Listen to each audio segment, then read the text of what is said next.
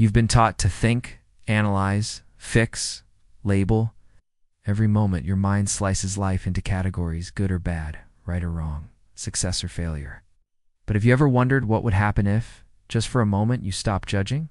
What you see? If you stopped calling your sadness a problem, your anxiety a flaw, your delay a mistake? What if observation wasn't meant to be a verdict, but a vibration? This isn't just mindfulness talk. This is the mechanics of reality itself. Quantum physics tells us that the act of observation literally collapses possibilities into form. But what most people don't realize is that how you observe matters just as much as what you observe. A judgmental mind emits distortion. It broadcasts a fractured signal into the field, a vibration rooted in resistance. And what does the quantum field do? It mirrors back that resistance, that distortion, that fracture. But when you observe without judgment, something extraordinary happens. Your field softens, your body exhales, your nervous system finds coherence, and the universe, it stops reflecting the fight, because you're no longer pushing against life. You're syncing with it. You're tuning into a higher frequency that doesn't demand, doesn't defend, doesn't divide, simply allows. And in that allowing, you become magnetic. Timelines you once chased now begin to approach you. The version of you that's been waiting, the healed one, the abundant one, the deeply loved one, it finally finds you. Not because you forced change, but because you stopped resisting what is. Judgment keeps you locked in an identity loop. Observation frees you into possibility. So let me ask you this. What parts of your life have you been judging into stagnation? What would happen if you just observed them, raw, open, unfiltered? This isn't about being passive. This is about shifting your entire field into creative coherence. And in this video, you're going to discover why pure observation is one of the most powerful forces in the quantum universe, and how using it consciously can collapse a new timeline into your reality. Stay with me, because everything is about to shift. And maybe no one told you this, but the way you observe your reality is the very frequency you're living inside of. Most people spend their entire lives trapped inside a feedback loop they didn't choose. They'd wake up and scan for what's wrong in their body, in their bank account, in their relationships, and call it being realistic. But realism, when drenched in unconscious fear, is just a sophisticated form of self-sabotage. You're not observing life. You're rehearsing past pain, filtering the present through the trauma of yesterday, and projecting that distortion into tomorrow. Every judgment you place on yourself, on others, on your progress, is like inserting static into a signal you were born to broadcast clearly. That static becomes your baseline, and the quantum field, impersonal and precise, simply reflects it. That's why change feels so hard. Not because it's impossible, but because your lens never shifts. But here's the truth. You were never meant to judge every step of your becoming. You were meant to witness it, to observe your fear, without becoming it, to hold your sadness without drowning in it, to notice the trigger without collapsing into the old identity that it wants to activate. This is not denial, it's divine observation. The mind loves to categorize. The soul longs to see. And the moment you stop judging what you feel, you start liberating what's real. Because what you feel isn't your enemy, it's your frequency in motion. When you observe your own emotional landscape with stillness, instead of shame, the loop begins to break. The energy reorganizes. Your field recalibrates. You're no longer trapped in reaction. You're anchored in awareness. And in that awareness, there's power, the kind that doesn't shout, doesn't chase, doesn't explain. It simply aligns. So let me ask you this. What would happen if you stopped labeling your emotions as wrong and just watched them move like weather? Could you hold your storm without trying to control it? Because in the next chapter, we'll reveal how neutral observation becomes the portal to nervous system coherence, and why that coherence is the signal your future self has been waiting for. You've probably done everything they told you would heal you. You've read the books, said the affirmations, journaled your gratitude, meditated through the chaos. You've told yourself, I'm doing the work, and yet something still feels off. You still wake up with a tightness in your chest. You still catch yourself spiraling over things you swore you'd already healed. You still feel like joy is something you have to chase, not something that just is. And deep down there's this quiet frustration, like maybe there's something wrong with you because the tools don't seem to be working the way they're supposed to. But what if the real issue isn't that you're broken? What if it's that you've been trying to heal from a place of judgment? What if you've been looking at your wounds and whispering this shouldn't be here? What if that subtle rejection of your own shadow is what's keeping you stuck in the loop? You see, healing doesn't happen when you analyze the pain into submission. It happens when you see the pain without trying to fix it. You stop needing it to disappear in order for you to feel whole, because judgment, even when it's dressed as self-improvement, is still resistance. And resistance, in the quantum field, is a frequency. The field doesn't respond to your intentions. It responds to your state. So when your healing journey is powered by self-rejection, you're actually reinforcing the very pattern you're trying to dissolve. That's the paradox. And this is the part no one talks about, that sometimes the pressure to heal becomes the very wound. But what if you could drop the pressure? What if you could step into a space where nothing about you needed to be fixed, only witnessed? The version of you that's already free is not waiting for you to do more. They're waiting for you to see clearer. And in the next chapter, you'll understand why observing with neutrality isn't avoidance. It's the key to unlocking the nervous system's natural ability to shift timelines from the inside out. Let's talk about what actually happens inside your body, your biology, your frequency when you observe without judgment. Most people don't realize that judgment isn't just a thought. It's a full body contraction. Every time you label something as wrong, you activate your nervous system's survival state. Your heart rate increases, your breath shortens, your muscles tighten. You enter sympathetic dominance, the fight, flight, or freeze mode, even when there's no real threat. Why does this matter? It's because in this state, your body is broadcasting fear, not in words, but in electromagnetic signals. And the quantum field doesn't decode language, it decodes coherence. Ow. So when your system is fragmented by internal resistance, the field mirrors back chaos, delay, or stagnation. But when you shift into pure observation, when you see your sadness without calling it weakness, when you feel your anxiety without naming it a failure, something extraordinary happens. Your vagus nerve activates. Your parasympathetic system comes online. Your breath deepens. Your heart rhythm stabilizes. And suddenly you're safe. Not because the world changed, but because you did. This is what Dr. Joe Dispenza calls changing. Your internal state independent of external circumstances. It's what HeartMath Institute has proven, that emotional coherence changes not just how you feel, but what you attract. This is not self-help fluff. This is biophysics. When your body finds coherence, your field becomes magnetic. When you're no longer fighting your current moment, you become available to higher ones. Opportunities feel you. People feel you. Reality feels you differently. Observation without judgment is the access point to nervous system regulation. And a regulated system is the only one that can hold a new timeline without collapsing under the weight of its own old trauma. So no, you're not stuck because you're not trying hard enough. You're stuck because your system has been wired to survive judgment, not to thrive in presence. But now you know, healing doesn't begin with force. It begins with allowing. And in the next chapter, we'll explore exactly how to train your nervous system to stabilize in that frequency, so your future doesn't just feel possible. It becomes inevitable, now that you understand how non-judgmental observation creates physiological coherence. Let's go deeper into how to actually train your nervous system to stay there. Because let's be honest, it's one thing to feel calm for a few minutes during meditation. It's another to maintain that calm when life starts throwing curveballs.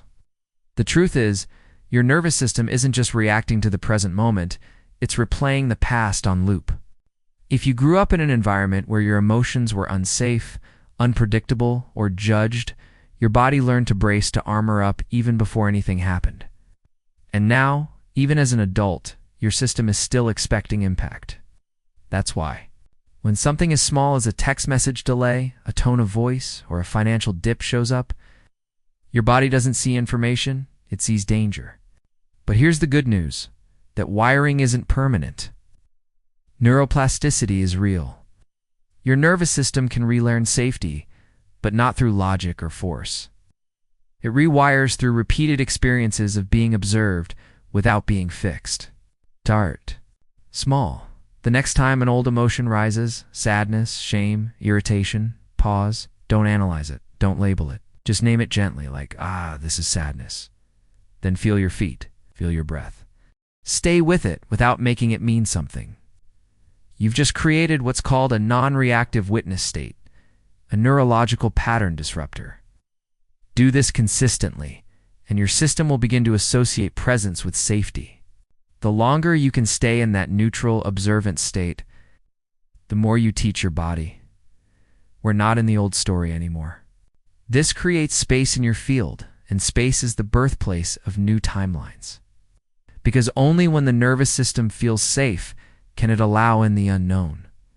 And guess what the unknown holds? Everything you've been asking for. You chased it, but because you finally stopped blocking it. In the next chapter, we'll bridge this biological wisdom into quantum physics and show you how coherence isn't just internal peace. Into form. Let's now connect the dots between your internal coherence and the quantum field, because this is where science meets soul. Things start to shift fast. Every thought you think, every emotion you feel, every breath you take is not just an internal event, it's a signal, a frequency, broadcast into the quantum field. And that field, the infinite sea of energy, information, and possibility, is not responding to what you say you want.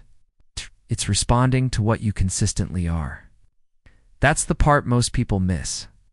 You can visualize your dream life. Every morning, script your affirmations. Even meditate for 20 minutes a day. But if your state remains incoherent, the field has no stable signal to respond to. Because manifestation isn't a reward for hard work. It's a mirror of your frequency. Think of your inner world like a tuning fork. You're vibrating at fear, lack. Why? Because it's precise, not personal, not moral, just mathematical. This is the law of resonance. But here's where your power truly lies.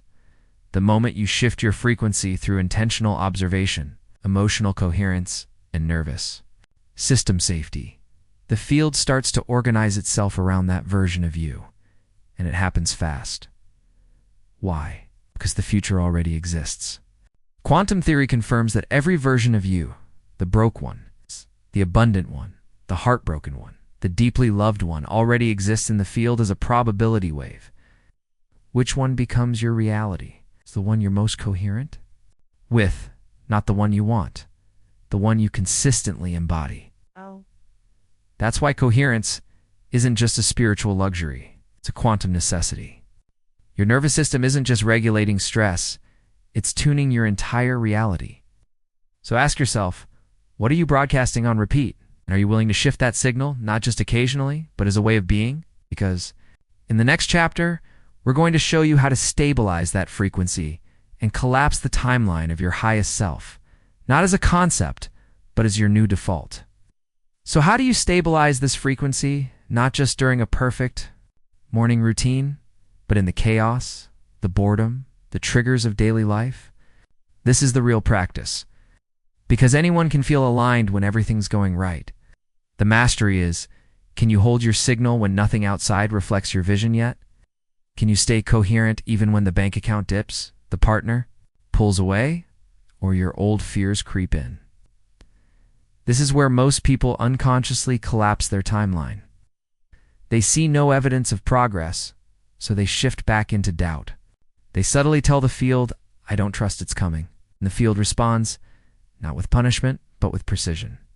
That's why stabilization is not about controlling your outer reality. It's about anchoring your inner one. Start by choosing a frequency that you become before life gives you a reason. Choose peace before it's proven. Choose abundance before it's obvious. Choose love before it's returned. This isn't delusion, it's calibration. You're showing the field who you are before the world is caught up. And when you do this consistently, the quantum field has no choice but to reflect that identity back to you. Remember, the field doesn't create for you, it responds to you. So, how do you stabilize when doubt hits? You pause. You reconnect to the observer within, the one who knows that every trigger is just a test of coherence. You remind yourself, nothing has gone wrong. My timeline is organizing. I don't need proof. I am the proof. This level of inner anchoring doesn't just magnetize a new reality, it prepares you to hold it when it arrives. As many people manifest glimpses of their desires. But without stabilization, those realities slip away. To chase outcomes is to become the version of you who never forgets the signal. And in the next chapter, you'll learn the exact daily practices, subtle but powerful, that turn frequency into embodiment and embodiment into inevitability. Let's now bring it down to earth, into your body, your breath, your daily rhythm, because embodiment isn't a mystical ideal. It's a practical discipline. The quantum responds not to your thoughts alone, but to the felt consistency of who you are being. So what does that actually look like? It looks like starting your day not by scanning for problems, but by declaring your frequency before the world tells you who to be. Before you check your phone, ask yourself, what reality am I choosing to observe today? Then breathe that version of you into your system. Feel how they would sit, breathe, move. This isn't pretend, it's neural entrainment. You're teaching your nervous system to lock onto a new signal.